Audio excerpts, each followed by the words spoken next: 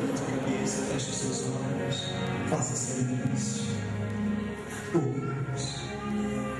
Aqui tem pessoas que tiveram uma semana tão difícil. Pessoas que parecia que a semana não ia acabar nunca. Eu estou para dizer para o Senhor, meu Pai, tem pessoas aqui que essa semana chegou até a pedir a morte, de tanta pressão, e ela, na força do braço, não estava suportando tamanha carga, tamanha pressão.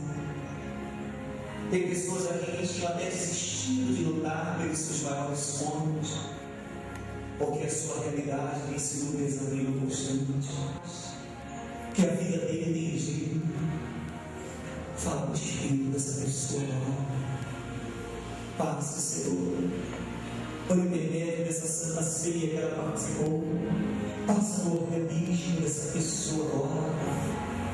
Talvez os médicos desenganaram essa pessoa, mas o Senhor é o médico dos médicos. Talvez o advogado desenganou essa pessoa, mas o Senhor é o nosso advogado.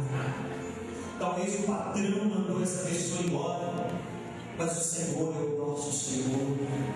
E talvez o marido foi embora de casa, mas essa pessoa, meu Pai, ela está na tua casa.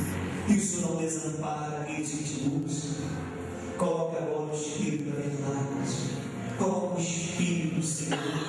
Coloca o Espírito Consolador, consolando, confortando, fortalecendo, iluminando, mas acima de tudo salvando a cada uma dessas pessoas. Te amamos, te adoramos, te glorificamos. Aleluia, aleluia. Senhor.